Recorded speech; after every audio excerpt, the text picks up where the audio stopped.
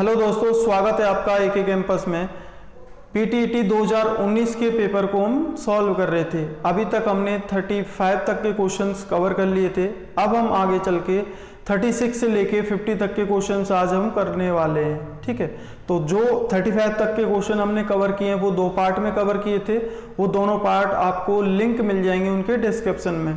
अब हम यहाँ से आगे चलते हैं 36 से लेकर 50 तक के क्वेश्चंस। रीजनिंग का सॉल्यूशन चल रहा है। देखिए 36 क्वेश्चन नंबर क्या बोल रहा है, नीचे दिए गए समूह में से असंगत आकृति का चयन करें। जो आकृति बाकी की 3 आकृतियों से बिल्कुल डिफरेंट होगी उसका हमें चयन करना है। देखिए 4 आकृति हैं, 4 आकृतियों में से 3 बी, सी और डी वाली आकृतियां हैं। उन तीनों आकृतियों को हम तोड़ करके अलग कर सकते हैं, लेकिन ए वाली आकृति को हम अलग नहीं कर सकते क्योंकि ये टुकड़ों में बटी हुई नहीं है, ये एक अकेला ही टुकड़ा है, तो इसके लिए इसको अलग नहीं कर सकते। तो ये असंगत आकृति है, यानी कि बाकी की 3 आकृतियों से बिल्कुल डिफरेंट आकृति है। चलिए नेक्स्ट चलते हैं अब हम क्वेश्चन नंबर 37 और 38 पे, जिसमें आपको निर्देश दिए गए हैं। सबसे पहले निर्देश को देख लेते हैं, उसके बाद में क्वेश्चंस पे चलेंगे कि क्वेश्चन क्या कह रहे हैं। निर्देश देखिए, कोई टेनिस कोच आगे आने वाले टूर्नामेंट के लिए 4 खिलाड़ियों की टीम इकट्ठा करना चाहता है। ठीक है, टेनिस के कोच हैं, वो 4 खिलाड़ियों की टीम इकट्ठा करना चाहते हैं। इसके लिए 7 खिलाड़ी उपलब्ध हैं। ठीक है, पुरुष ए बी सी, जो पुरुष हैं मेल हैं वो कौन है, ए, पी और सी। बाकी की जो फीमेल हैं, फीमेल कौन कौन है, डब्ल्यू, एक्स, वाई और जेड। ठीक है, 4 फीमेल हैं, 3 मेल्स हैं। देखिए आगे क्या बोल रहा है कि सभी खिलाड़ियों की क्षमताएं समान हैं। ठीक है, और टीम में कम से कम 2 पुरुषों का होना जरूरी है। ये चीज फिक्स है कि इनमें से कम 2 पुरुष होने चाहिए। अगर 3 पुरुष होंगे तब भी टीम में कोई प्रॉब्लम नहीं है, लेकिन कम से कम 2 तो पुरुष होने ही चाहिए। बाकी की 1 फीमेल हो सकती है, 2 फीमेल हो सकती है, कैसे भी कर सके। सभी खिलाड़ियों को एक दूसरे के खेलने की योग होना आवश्यक है, लेकिन बी डब्ल्यू के साथ नहीं खेल सकता। देखिए ये इंपॉर्टेंट है, बी और डब्ल्यू दोनों एक साथ नहीं खेल सकते। नेक्स्ट दूसरे क्या है, सी जेड के साथ नहीं खेल सकता। सी और जेड दोनों एक साथ नहीं खेल सकते। और वाई डब्ल्यू के साथ नहीं खेल सकती, डब्ल्यू वाई के साथ नहीं खेल सकती। ये तीनों हैं, ये तीनों ज्यादा इंपॉर्टेंट है हमारे लिए। ठीक है, जब हम क्वेश्चन करेंगे इन पर ध्यान देना जरूरी है, इसलिए मैंने इन तीनों को यहां पर लिख लिया है, जिससे हम इनको भूलें नहीं और बार बार में हमें क्वेश्चन की तरफ नहीं जाना पड़े। देखिए 37 नंबर का क्वेश्चन क्या कर रहा है, यदि y को चुना जाए। अब देखिए y को चुना जाए, यहां से किसको चुना जा रहा है, y को। ठीक है, y को चुना जाए और b ना चुना जाए, यानी कि b को नहीं ले रहे, y को तो ले लिया, b को नहीं ले रहे, इसका मतलब बाकी के कौन कौन से, a और c आ गए टीम के अंदर। तो टीम में से किस एक से मिलकर बनेगी। ठीक है, तो तीनों तो हो गए, उसके अलावा एक खिलाड़ी और चाहिए। अब एक खिलाड़ी के लिए क्या चाहिए, देखो यहां से मेल तो नहीं आ सकते, फीमेल आ सकती है। डब्ल्यू भी आ सकता है, एक्स भी आ सकता है और जेड भी इसके साथ में आ सकता है। प्रायोरिटी पे डिपेंड करता है। देखिए ए और सी हैं, सी के साथ कौन नहीं आ सकता, जेड नहीं आ सकता। वाई हमने ले लिया है, अब बचे कौन, डब्ल्यू और एक्स बचे। तो डब्ल्यू अगर वाई खेलेगी तो उसके साथ डब्ल्यू नहीं खेलेगी, तो वाई तो कंफर्म है, वाई के साथ में डब्ल्यू नहीं खेल सकती, तो कौन खेलेगी, एक्स। तो 4 लोगों की जो टीम बनी है वो टीम किस किस की बनी है, ए, सी, एक्स और वाई। ये देखिए किस ऑप्शन के अंदर है, ये ऑप्शन में, बी ऑप्शन के अंदर में ए, सी, एक्स और वाई, इन चारों की टीम बनेगी। ठीक है, 37 का क्वेश्चन हो चुका है। नेक्स्ट चलिए 38 पर। अब 38 में देखेंगे, टीम बनानी है फिर से। यदि बी चुना जाए, यहां से कौन है, बी चुना जाए, तो बी तो कंफर्म हो गया। ठीक है, बी चुना जाए और वाई ना चुना जाए, यानी कि वाई को नहीं ले रखे हैं। अगर y नहीं लिया जाएगा तो उसके साथ में w भी नहीं आएगा, नहीं सॉरी, y और w एक साथ में नहीं खेल सकते हैं, लेकिन w तो खेल सकता है। ठीक है, आगे चलेंगे। तो निम्नलिखित समूह में से किससे मिलकर टीम बनेगी? देखिए यहाँ पर क्या लिया है, b को तो चुना जाएगा, b के साथ में मान लीजिए एक प्रायोरिटी है कि a को भी ले लिया, b को और c, तीनों को ले लिया। अब जब इन तीनों को ले लिया, उसके अलावा चौथा इनमें से कोई भी फीमेल हो सकती है, y को नहीं ले रखे हैं, ठीक है, y नहीं ले रखे, बाकी बचे कौन, w, x और z, तीन बचे, इन तीनों में से एक हमें चाहिए। अब देखिए यहाँ पर c को अगर हम खिला रहे हैं तो z नहीं खेलेगा, b को अगर हम खिला रहे हैं तो w नहीं खेल सकता, बाकी के बचा कौन, x, तो हमने क्या ले लिया, x को और ले लिया। अब इन चारों को देखिए, चारों किसी ऑप्शन के अंदर मिल रहे हैं क्या, ये चारों मिल रहे हैं आपको a, b, c और x c ऑप्शन के अंदर, तो c ऑप्शन मेरा आंसर हो जाएगा। ठीक है, तो ज़्यादा दिमाग नहीं लगाना, आसानी से इनके आंसर हम ला सकते हैं। चलिए अब चलेंगे नेक्स्ट क्वेश्चन नंबर 39 पर।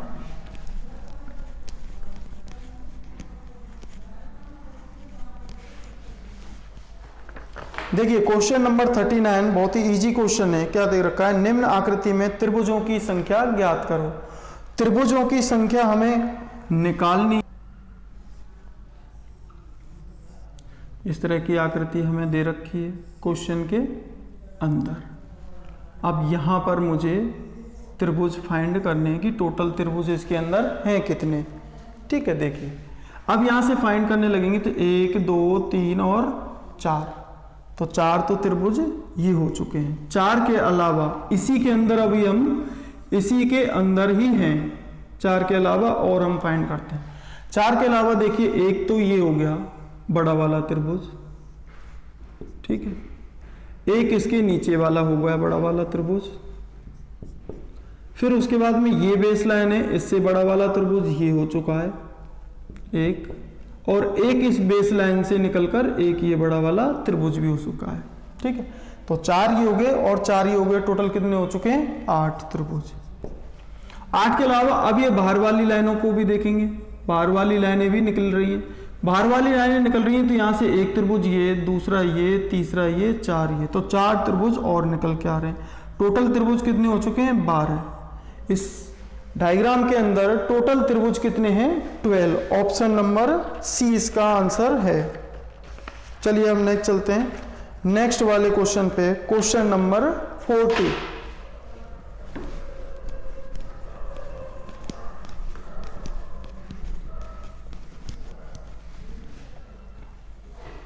क्वेश्चन नंबर 40 को देखिए, एक घड़ी में 24 घंटे में, क्वेश्चन नंबर 40, एक घड़ी 24 घंटे में 15 मिनट तेज चलती है, इसे दोपहर 12 बजे मिलाया गया।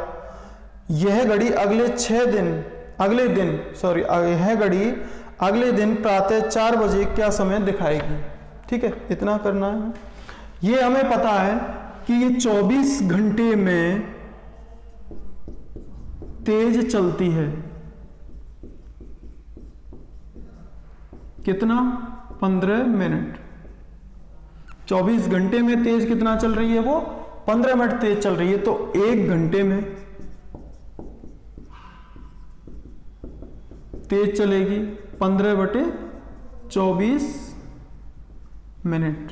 ठीक है, अब ये हमारे पास में घड़ी है, 12 6 3 9, और वो यहां से स्टार्ट करती है जब उसको 12 बज रहे थे दोपहर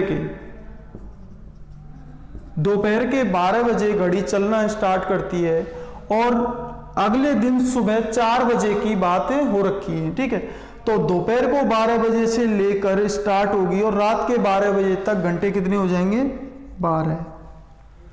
दोपहर के 12 से रात के 12 बजे तक घंटे कितने हो गए, 12 घंटे तो चल चुकी है। अच्छा, 12 से लेकर अब वो सुबह तक चलना है, उसको सुबह 4 बजे तक चलना है, तो 12 से लेकर 4 बजे तक और चलेगी। रात के 12 बजे से लेकर सुबह 4 बजे तक कितने घंटे हो गए, 4 घंटे और हो गए। तो टोटल घंटे कितने हो चुके हैं हमारे पास में, जो घड़ी चली है वो 16 घंटे घड़ी चली है। ठीक है, तो ये हमें पता करना इंपॉर्टेंट है हमारा कि कितने घंटे वो घड़ी चलिए अब यहां पर हम कितना निकाल चुके हैं, 1 घंटे में तेज चलती है कितना, 15/24, तो 16 घंटे में, 16 घंटे में वो तेज कितना चलेगी, 15/24 गुणा 16। काट लीजिए जो कट जाए, 6 से काटेंगे इसको, 6 से क्यों, 8 से काट देते हैं, 8 से इसको काटा 3 बार, 8 से इसको काटा 2 बार, 3 से काट दिया 15 को 5 बार, तो टोटल कितने आए यहाँ पर 10 मिनट। यानी कि 16 घंटे में वो कितना मिनट घड़ी तेज चलेगी, 10 मिनट। तो उस समय पर टाइम क्या हो रखा है, वो सुबह 4 बजे की बात है, 4 बजे किस समय पर होंगी घड़ी की दोनों सुइयां, इसका मतलब है वो समय क्या हो रखा, 4:10। सुबह 4 बजे जब हम घड़ी के अंदर देखेंगे तो घड़ी की सुइयां कहां पर होंगी, 4:10 दिखा रही होंगी। ठीक है, तो सिंपल सा क्वेश्चन था, 4:10 किस ऑप्शन के अंदर है, ऑप्शन नंबर ए के अंदर, तो इसका आंसर आ चुका है। अब हम चलेंगे नेक्स्ट वाले क्वेश्चन पे, जो कि है क्वेश्चन नंबर 41। अब देखिए क्वेश्चन नंबर 41 और 42 इन दोनों के लिए निर्देश दे रखा है। निर्देश क्या दे रखा है, निम्न प्रश्न में अक्षरों का कौन सा समूह खाली स्थानों पर क्रमवार रखने से दी गई अक्षर श्रृंखला को पूरा करेगा। ठीक है, ये चीज दी गई है। क्वेश्चन नंबर 41 में क्वेश्चन दिया गया है बी ए खाली जगह, ए बी, फिर खाली जगह दी गई है बी खाली जगह, बी ए बी ए, इस तरह की ये रिपीटेड सीरीज दी गई है और जहां पर खाली जगह है उन जगहों पे पूछा गया है। ठीक है, तो जब रिपीटेड सीरीज हमने पढ़ी थी उस समय पर मैंने आपको एक चीज बताई थी कि जब रिपीटेड सीरीज को सॉल्व करना उससे पहले उनको काउंट करके देखिए कि टोटल इसके अंदर कितने अक्षर हैं। तो उनको काउंट कर लीजिए, 1 2 3 4 5 6 7 8 9 10 11 12 13 14 15 16, यानी कि 16 हैं। या तो 4 4 के 4 पेयर बन जाएंगे, या फिर 8 8 के 2 पेयर बन जाएंगे, या फिर 2 2 के 8 पेयर बन जाएंगे। लेकिन प्रायोरिटी क्या रहती है, 4 4 के 4 पेयर बनने की प्रायोरिटी ज्यादा रहती है, 8 8 के 2 पेयर बनने की प्रायोरिटी बहुत ही कम होती है, 2 2 के 8 पेयर बनने की प्रायोरिटी भी ठीक ठाक रहती है। लेकिन सबसे ज्यादा अगर 16 होंगे तो 16 में प्रायोरिटी क्या रहेगी, 4 4 के 4 पेयर बनाए जाए। अब डिपेंड करता है क्वेश्चन के ऊपर। क्वेश्चन में सिर्फ 2 ही अक्षर हैं, 2 ही लेटर हैं, ए बी। तो जब ऐसे लेटर हों ए बी 2 ही लेटर हों तो उसमें प्रायोरिटी भी ये रहती है कि 2 लेटर्स का ही पेयर बने। तो 2 लेटर्स का पेयर बना के देखते हैं, 1 2 3 4 5 6 7 और ये 8वां पेयर, 8 पेयर बन चुके हैं। अब यहां पर देखिए जो पूरी तरह से कंप्लीट पेयर है, ये कंप्लीट पेयर है, ये भी कंप्लीट पेयर है, ये भी कंप्लीट पेयर है और ये भी कंप्लीट पेयर है। जो पेयर कंप्लीट हो रहे हैं उन कंप्लीट पेयरों को देखिए क्या सभी के सभी सिमिलर हैं। तो यहां पर दिख रहा है बी ए और यहां पर भी बी ए। इसका मतलब जो पेयर बनेंगे सभी के सभी पेयर बनेंगे वो क्या बनेंगे, बी ए वाले पेयर ही बनेंगे। तो जहां पर भी खाली जगह, यहां पर ए है, जगह खाली है, क्या आ जाएगा बी। तो एक तो बी आ चुका है। उसके बाद में ये वाला, यहां पर बी है, खाली जगह दे रखी है, यहां पर क्या आएगा ए, तो ए यहां पर आ गया। बी के साथ में खाली जगह, तो यहां पर क्या आएगा ए, तो ए भी आ चुका है। और लास्ट में यहां पर ए दे रखा है खाली जगह, तो इस जगह पर क्या आएगा बी। तो 4 लेटर हमें फाइंड करने थे, बी ए बी इस जगहों पर होंगे। तो इस को देख लीजिए किस ऑप्शन के अंदर है, ऑप्शन नंबर सी के अंदर बी ए बी मेरा करेक्ट आंसर है। नेक्स्ट चलिए देखिए क्वेश्चन नंबर 42।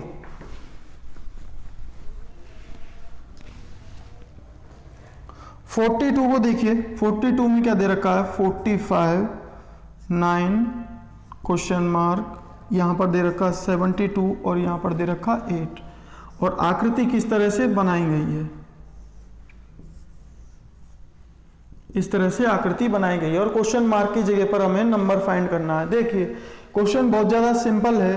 अब यहाँ पर देखिए कि ये 45 कैसे आया, या फिर इसको 9 देख लीजिए, यहाँ पर कोने वाले नंबर तो आ रखे हैं, तो ये वाला कोने वाला नंबर निकालना है। 8 का 9 से गुणा करेंगे कितना आता है 72, 8 गुणा 9 बराबर 72 जो कोने वाला नंबर है। तो ये 45 कैसे आ सकता है, अगर यहाँ पर कुछ और नंबर डाल के देखा जाए या फिर नहीं देखा जाए तो 45 में हम 9 का भाग देंगे, कितनी बार जाएगा 5, यानी कि अगर इस जगह पर 5 होगा तो 5 9 45, तो इस जगह पर क्या नंबर आया 5।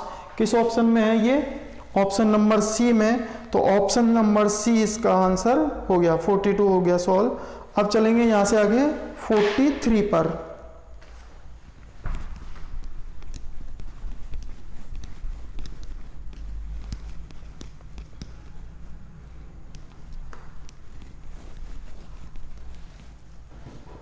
क्वेश्चन नंबर 43 देखिए क्या बोल रखी है।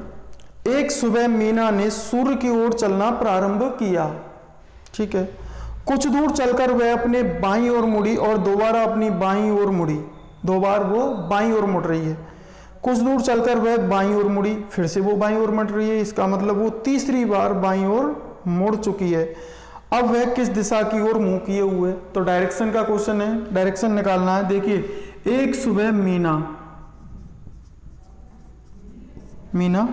एक सुबह यहां से सूर्य की ओर चलना प्रारंभ करती है, तो सुबह सुबह सूर्य कहां से उगता है, पूर्व दिशा की ओर, तो चलेगी कहां, वो पूर्व दिशा की ओर चलेगी। कितना चल रही है उससे कोई फर्क नहीं पड़ता, लेकिन वो चल कितना रही है, पूर्व की ओर चल रही है। तो यहां से पूर्व की ओर जब उसने चलना प्रारंभ किया, कुछ दूर चलने के बाद वह अपने बाईं ओर मुड़ी, कुछ दूर चलने के बाद वो अपने बाईं ओर मुड़ेगी, तो नीचे वाला पार्ट क्या है हमारे पास में दायां, और ये ऊपर वाला कौन सा बायां, तो ऊपर की तरफ मुड़ेगी। एक बार ऊपर की तरफ मुड़ी है, मुड़ने के बाद में वह दोबारा अपनी ओर अपने बाईं ओर मुड़ी, तो यहां से एक बार और बाईं ओर मुड़ गई, इस तरह से मुड़ के चलने लग गई।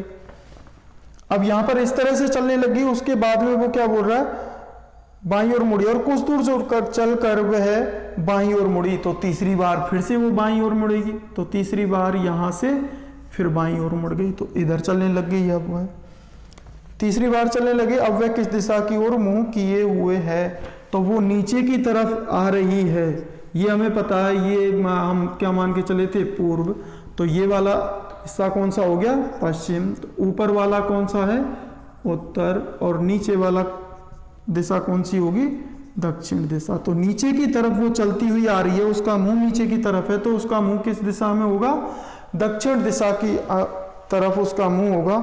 ऑप्शन नंबर ए इसका आंसर है, दक्षिण दिशा। चलिए नेक्स्ट देखेंगे कि क्वेश्चन नंबर 44 क्या बोल रहा है। दिए गए विकल्पों में से संबंधित शब्द अक्षर संख्या को चुनिए, ठीक है। देखिए दे क्या रखा है, खेल, अभिनेता, संगीत गोष्ठी, और आगे क्या होगा। अब यहां पर दे रखा है खेल, जिससे संबंध है वो रखता है किससे, अभिनेता से। यानी कि जैसे मान लीजिए खेल में खेलने वाला कौन है, विराट कोहली। विराट कोहली क्या है, एज ए एक्टर भी अपने आप को प्रदर्शित करता है, तो उसी तरह से संगीत गोष्ठी के अंदर कौन होगा, संगीतकार। तो इसका आंसर क्या आया, संगीतकार इसका आंसर आया। चलिए नेक्स्ट है 45। निम्न में से उसे चुनिए जो अन्य 3 विकल्पों से भिन्न है। यानी कि 4 ऑप्शन दे रखे हैं, 4 ऑप्शन में से एक ऑप्शन बिल्कुल भी डिफरेंट होगा बाकी के 3 ऑप्शन से। तो पहला वाला ऑप्शन क्या है, स्याही पेन, दूसरा क्या है, धूल वैक्यूम क्लीनर, तीसरा है पेट्रोल कार, और 4 है विद्युत टेलीविजन। अब यहां पर देखिए फर्स्ट वाला जो ऑप्शन है, देखिए पेन के लिए क्या जरूरी है, स्याही, उसी तरह से कार के लिए क्या जरूरी है, पेट्रोल, और नेक्स्ट है टेलीविजन के लिए जरूरी क्या है, विद्युत। लेकिन वैक्यूम क्लीनर के लिए धूल जरूरी नहीं है, क्योंकि वैक्यूम क्लीनर का यूज हम तभी करते हैं जब हमें धूल को हटाना होता है। तो धूल वैक्यूम क्लीनर के लिए जरूरी नहीं है, धूल को साफ करने के लिए वैक्यूम क्लीनर का काम लिया जाता है। तो 45 में क्या ऑप्शन सही हुआ, ऑप्शन नंबर बी, धूल और वैक्यूम क्लीनर, ठीक है। नेक्स्ट चलेंगे, देखिए क्वेश्चन नंबर 46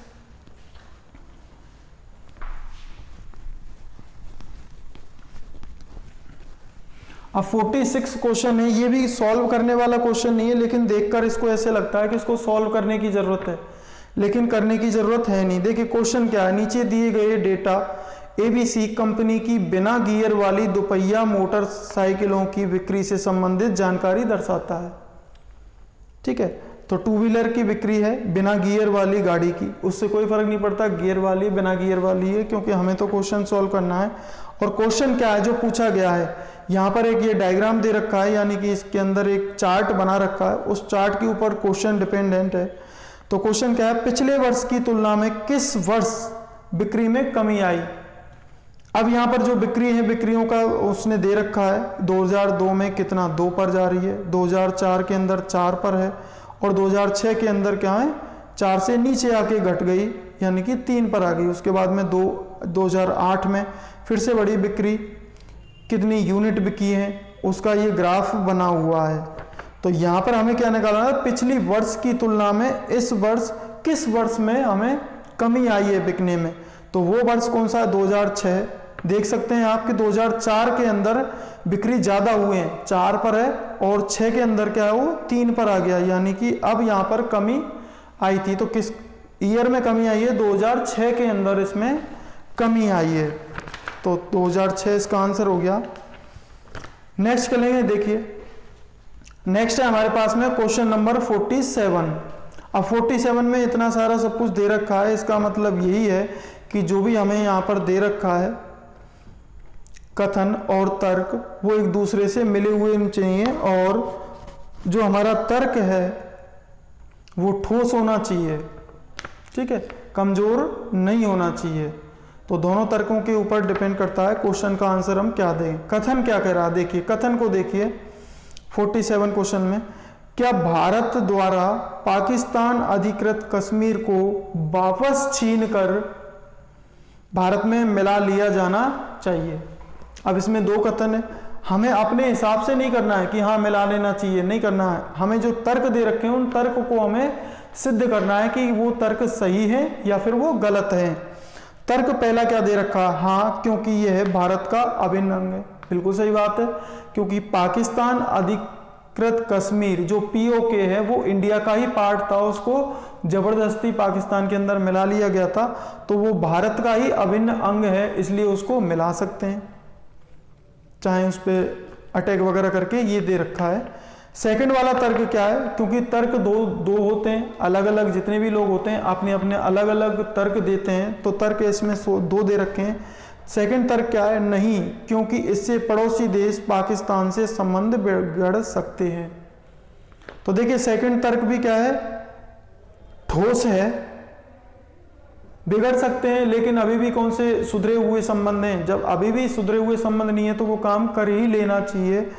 तो दोनों के दोनों तर्क हमारे सही हैं, ठोस हैं, क्योंकि हम काम कर सकते हैं। तो ऑप्शन नंबर E इसका आंसर है।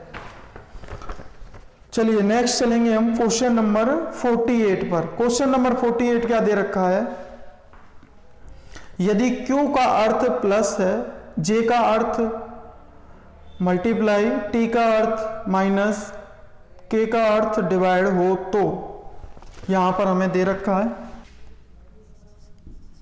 3, 5, K, 5, Q, 4, J, 8, T, 2। ठीक है, ये दे रखा है। अब जहां पर Q, J, T और K जहां पर लगे हुए हैं वहां पर हमें क्या है, ऑपरेटर लगाने हैं, यानी कि चिन्ह लगाने हैं, और उसके बाद में इसको सॉल्व करना है बोर्ड मास रूल के थ्रू। 35 K की जगह पर क्या बदलना है, K का अर्थ है डिवाइड, तो यहां पर डिवाइड कर देंगे, क्या है 5, उसके आगे 5 के आगे क्या रहा है Q, Q की जगह पर क्या करना है, प्लस लगाना है, और आगे का जो नंबर है उसको एज इट इज लिख देना है। 4 के बाद में क्या आ रहा है J, और J का अर्थ क्या है मल्टीप्लाई, मल्टीप्लाई के बाद में क्या आ गया 8, 8 के बाद में लास्ट क्या दे रखा है T, T का इसका मतलब है -2। अब इसको हमें सॉल्व करना है। देखिए सॉल्व जब करना है, जब भी इस तरह का क्वेश्चन हो तो आपको कभी भी डायरेक्टली सॉल्व नहीं करना है कि यहां से स्टार्ट किया और यहां पर जाके हमने खत्म कर दिया, नहीं, बोर्ड मास रूल तो इसके अंदर लगाना ही पड़ेगा, कंपलसरी है। तो बोर्ड मास रूल में सबसे पहले क्या सॉल्व होता है, डिवाइड, उसके बाद में मल्टीप्लाई, और उसके बाद में माइनस और प्लस, बाकी के चिन्ह सॉल्व होते हैं। तो पहले क्या करेंगे, हम सबसे पहले डिवाइड को सॉल्व करेंगे। तो 5 का भाग 35 में देंगे, कितनी बार दिया गया, 7 बार, तो 7 प्लस, अब इसको भी सॉल्व कर लेंगे क्योंकि दूसरी स्टेज में करें इससे तो इसी में कर लेते हैं। 4 8 32 माइनस 2 एज इट इज लेकर आगे, 7 और 32 कितने हो चुके हैं, 39 माइनस 2 इक्वल टू आंसर क्या आया, 37।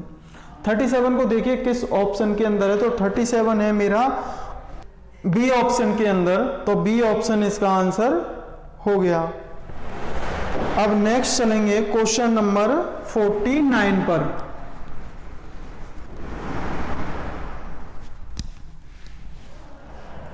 क्वेश्चन नंबर 49 क्या दे रखा है, देखिए सॉल्व करने वाला क्वेश्चन है। 5q minus 6q upon 5 square plus 5 multiply 6 plus 6 का स्क्वायर का मूल्य क्या होगा। ठीक है, इसको हमें सॉल्व करना है। देखिए यहां पर क्या दे रखा है, 5q माइनस 6q, तो इसी को सॉल्व करेंगे। सबसे पहले हम यहां पर सॉल्व करेंगे, तो इसको कैसे करना है, 5 माइनस 6 को तो मैंने क्या कर लिया, बाहर ले लिया, तो अंदर क्या बचा, 5 स्क्वायर माइनस 6 स्क्वायर, ए स्क्वायर माइनस बी स्क्वायर, इसको मान लेंगे और इसको हमें आपको खोल देना है। तो खोलेंगे किस तरह से, अभी तो एक बार इसको एज इट इज ले लेंगे, प्लस 5 मल्टीप्लाई 6 प्लस 6 का स्क्वायर, ऊपर वाली चीज है इसको एज इट इज छोड़ देंगे, 5 माइनस 6, अंदर वाली चीज को खोलेंगे तो देखिए 5 square plus 6 square plus 5 multiply by 6, ऊपर खोल दिया, नीचे क्या है मेरे पास में, ये है नीचे 5 square plus 5 multiply 6 plus 6 square, ये ऊपर की चीज और ये नीचे की चीज दोनों की सेम है, तो ये आपस में एक दूसरे से कट जाएंगे। लास्ट में क्या बचा, 5 माइनस 6, 5 में से घटाना है 6 को, माइनस 6 करना है, तो बचेगा क्या, -1, तो -1 इसका आंसर हो गया 49 का ऑप्शन नंबर ए। अब लास्ट क्वेश्चन है हमारे पास में, 2019 के पेपर को हम पूरा सॉल्व कर चुके हैं, तो लास्ट क्वेश्चन, क्वेश्चन नंबर 50 को भी हम सॉल्व करके देख लेते हैं कि किस तरह से क्वेश्चन नंबर 50 को हमें सॉल्व करना है। देखिए क्वेश्चन नंबर 50 क्या दे रखा है, निम्नलिखित जानकारी वर्ष 2018 में बॉक्स ऑफिस पर प्रदर्शन के लिए तैयार फिल्मों की संख्या दर्शाती है। तो यहां पर एक चार्ट बना हुआ है, चार्ट में क्या है, सभी मंथ लिखे हुए हैं और उसके अंदर परसेंटेज दी गई हैं कि जो फिल्में, जो मूवी बॉक्स ऑफिस पर चली थी, तो फरवरी में कितनी परसेंट चली, जनवरी में कितनी चली, तो जनवरी में 30% दे रखा है, फरवरी में 20% दे रखा है, नवंबर में 10%, मार्च में 15%, अक्टूबर में 10% और अप्रैल में 15%।